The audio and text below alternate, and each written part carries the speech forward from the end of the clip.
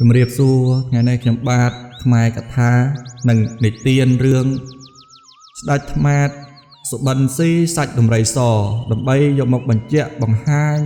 ជាកតិបញ្ញមាននិទានមួយថាកាលពីព្រៃនាយមានស្ដេចថ្មាតមួយមានពលបរិវារជាច្រើនអាស្រ័យនៅក្នុងព្រៃយប់មួយនោះដែរស្ដេចថ្មាតបានដេកយល់សុបិនឃើញថាខ្លួននឹងឯងបានចាប់ស្ដេចដំរីស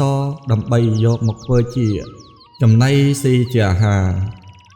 លោកស្ដេចថ្មាតនោះភ្ញាក់ឡើងកាលណាក៏ប្រើពលបរិវាររបស់ខ្លួននឹងឯងឲ្យហើទៅហៅនៅស្ដេចដំរីសពលសេនាបរិវារក៏ហើសម្ដៅទៅទីលំនៅនៃស្ដេចដំរីសនោះលោកហើទៅដល់ហើយក៏ស្រែកហៅស្ដេចដំរីសថាអើយបងដំរីសម្ចាស់យើងប្រើឲ្យយើងមកហៅបងដំរីសឯងទៅឯលំនៅឋានរបស់យើងឲ្យបានឆាប់ដើម្បីគាត់យកអ្នកធ្វើជាចំណីរបស់គាត់ដោយគាត់ស្បើឃើញថាបានស៊ីសាច់បងដំរីសឯងដំរីសពេលនោះឯងឮដូច្នោះហើយក៏មាននៅសេចក្តីភ័យខ្លាចមាននៅការញាប់ញ័រឥតឧបមាសោះឡើយខ្លួនបានយំបណ្ដើររៀបរាប់បណ្ដើរទាំងទឹកភ្នែកហើយក៏បានលានៅប្រពន្ធនៅកូនក្រុមគ្រួសាររបស់ដំរីធ្វើដំណើរទៅតាមពលសេនាពេលនោះឯងយំបណ្ដើរប្រសិទ្ធបណ្ដើរតាមផ្លូវដើម្បីទៅឲ្យថ្មាតតាមការបញ្ជារបស់ថ្មាតដែលបានបញ្ជានៅពលសេនាបរិវារមកឲ្យហៅនៅស្ដេចដំរីសលុះមកដល់ពាក់កណ្ដាលផ្លូវក៏បានជួបនឹងបងសុភាទន្សាយពេលនោះដែរបងសុភាទន្សាយក៏បានសែកសួរថាយីបងដំរីសតើបងធ្វើដំណើរទៅណាក៏រលះនៅមាននៃការយំទួញសោកអីក៏យ៉ាងដូច្នោះដែរដោយសារតែសុភាទន្សាយគាត់បានងើយឆ្ងល់ពេលដែលឃើញស្ដេចដំរីសយំទាំងទឹកភ្នែកបណ្ដើរអីបណ្ដើរធ្វើទៅតាមដំណើរទៅតាមសត្វថ្មាតនោះដែរដំរីសក៏បានឆ្លើយថាអូបងសុភាទន្សាយអើយ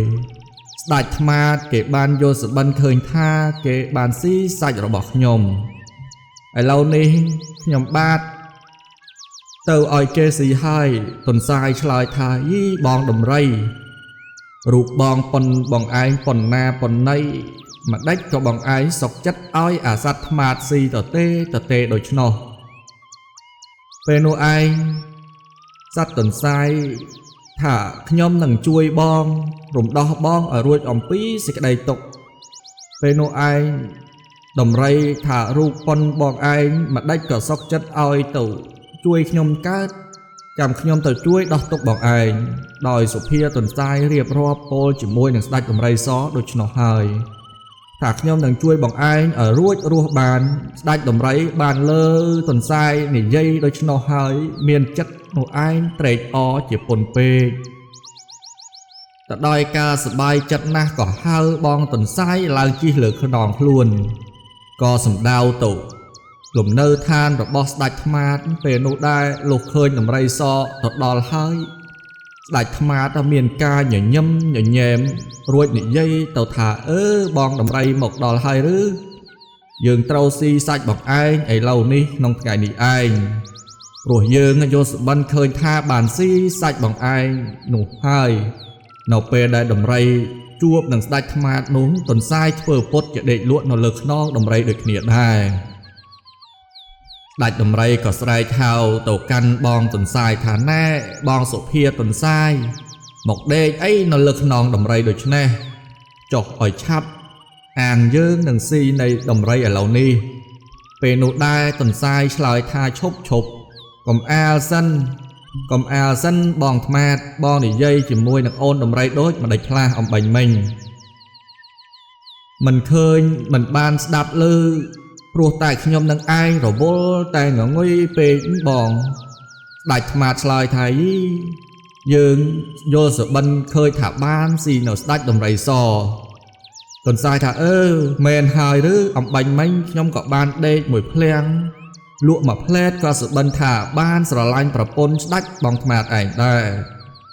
ដាច់ថ្មាត់ឆ្លើយថាយីបងទន្សាយយើងមិនត្រូវការឲ្យប្រពន្ធរបស់យើងទៅបងសុភាទន្សាយឯងទេទន្សាយថាយីបងឯងមិនឲ្យការយន្តសុបិនរបស់ថ្មាត់ក៏ឥតបានការអ្វីដែរបើបងឯងមិនឲ្យប្រពន្ធបងឯងមកខ្ញុំដំរីក៏ខ្ញុំមិនឲ្យបងឯងស៊ីដូចគ្នាដែរថ្មាត់ក៏ងាកទៅដោយសារតែដោះទាល់នៃគំនិតរបស់ខ្លួនថ្មាត់ក៏ស៊ីសាច់ដំរីមិនបានដោយចាញ់នៅកលសុភាទន្សាយពេលនោះដែរដំរីក៏វិលទៅលំនៅឋានរបស់ខ្លួន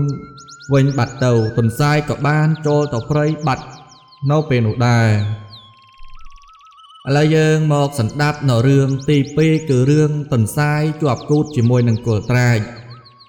នៅក្នុងថ្ងៃមួយមានទន្សាយស្វែងរកចំណីជាអាហារប្រទះគល់ត្រាចមួយដែលទៅបនឹងកាប់ថ្មីថ្មោងមានជ័រនោះឯងស្អិតតាន់តាប់ពេលនោះទន្សាយលោតផ្លោតទៅដោយមិនដឹងខ្លួនអង្គុយពេលលើជ័រនោះជាប់គូតនឹងជើងទៅណាពំរួចនៅនឹងថ្កល់នៅលើគល់នោះជួនពេលនោះដែរមានកូនដំរីមួយវាហែលទៅរកស៊ីនៅឯវាលវាដើរទៅឃើញទឹកអូបំរុងនឹងចុះផឹកទឹកនោះហើយនៅក្នុងត្រពាំងផ្លុកនោះដែលជាកន្លែងដែលវាធ្លាប់ផឹកជារៀងរាល់ដងរៀងរាល់ថ្ងៃទន្សាយមានប្រាជ្ញក៏និយាយបន្លាចថាណែអាកូនដំរីកុំមកផឹកទឹកអញវើយទឹកនេះព្រះអិនឲ្យអញមកចាំយាមទេឯកូនដំរីក៏ខ្លាចមិនហ៊ានផឹកក៏ត្រឡប់ទៅប្រាប់ម៉ែវិញថាម៉ែអើយខ្ញុំទៅផឹកទឹកនៅត្រពាំងដូចរាល់ដងឯណោស្រាប់តែឃើញសត្វអីមួយអង្គុយនៅលើគល់ឈើវាដេញខ្ញុំមិនអោយផឹកទឹកអូឡើយវាថាខ្លួនវាជាអ្នកបម្រើរបស់ព្រះអិនខ្ញុំស្រេកទឹកណាស់ម៉ែពេលឮដំរីកូនប្រាប់ដូច្នោះមេដំរីក៏នឹកខឹងក៏នាំកូននោះឯងត្រឡប់ទៅត្រពាំងនោះវិញនោះឃើញទន្សាយអង្គុយនៅលើគល់ហើយក៏ស្រែកគំរាមឡើងថាយីអាសត្វទន្សាយច្រមុះចិត្តអាក្រក់ម្លេះអង្គុយនៅលើគល់នេះឯងមានអំណាចអីមកហាមប្រានមិនឲ្យកូនអញចុះផឹកទឹកដូចនេះអញជន់ឯងឲ្យខ្ទេចឥឡូវនេះហើយទន្សាយឆ្លើយវិញថាយីចំបើមអ្វីម្លេះហ៊ានសម្ដីដាក់ឲ្យខ្ញុំដូច្នេះទឹកត្រពាំងនេះព្រះអិនប្រើខ្ញុំមកឲ្យចាំយាមទេបានជាមិនហ៊ានទៅណាបានជាខ្ញុំអង្គុយយាមនៅនឹងកន្លែងពេលនោះដែរដំរីខឹងនឹងទន្សាយជេរដូច្នោះក៏ស្ទុះផ្លែតទៅក្របួចខ្លួនទន្សាយជាប់នឹងគល់ត្រាចក៏បោកបំរុងនឹងសម្លាប់ពេលនោះដែរទន្សាយមានការភ័យណាស់ក៏ស្រែកថាបើបងឯងបោកអញឲ្យស្លាប់កុំបោកទៅក្រោមអញប្រកាសជាមិនស្លាប់ទេក្រវែងឡើងទៅលើទើបអញនោះឯងនឹងស្លាប់ដំរីខ្វះនៅបញ្ញាឬក៏ទន្សាយឆ្លាតជាងក៏ក្រវែងនៅសត្វទន្សាយនោះទៅលើពេលនោះឯងក៏បានរបូតអំពីគល់ត្រាចក៏រត់ចូលព្រៃបាត់នៅពេលនោះដែរ